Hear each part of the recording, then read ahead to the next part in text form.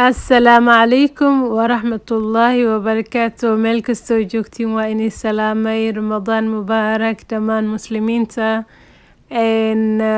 Ibni aadan iswaaye amuura kala geysa hore loo dhahay. Mashquul dheer kadib alxamdulilah waa soo laabtay. Maanta waxaa rabaa laabtan inaan idinkaga faa'iideeyo.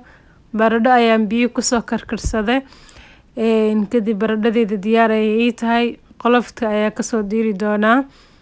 kadib qolofti markaa kasoo fiiqay sidan ayay kusoo baxday.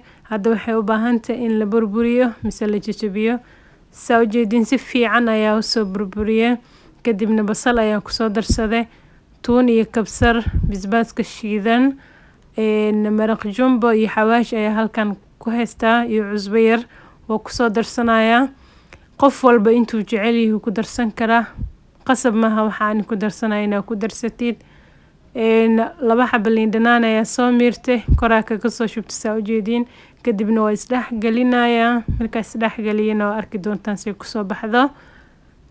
Hadeerto waa isku soo dhex qasay. Waa soo kuskuusayaa. Sidaan yaryar ayaa u soo kuskuusay. Sidoo kale waxaa ku haystaa meesha ukun. Saa u jeedaan waxaa rabaa inaan dhexda ka geliyo. Hadda kuwa kuskuusay ukun kuma jirin.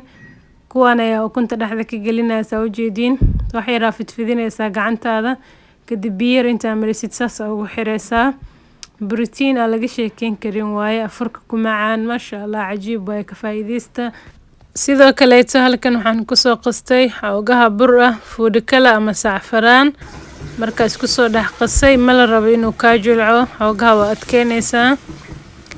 Kadib nafaqadii ku kusneed ayaa kusoo dhex ridaysaa. Waa kasoo bixinaysa saliidda ku suuradii.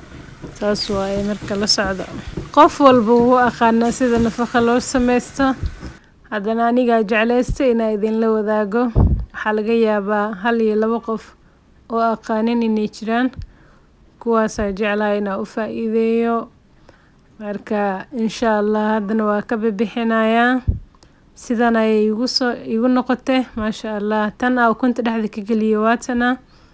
Qaybta kaleetana waa bilaa ukun waa yariiska. Marka meel kastoo joogtiin waqtigay ku tahay wanaagsan. Asalaamu calaykum waraxmatullaahi wabarakaatuh.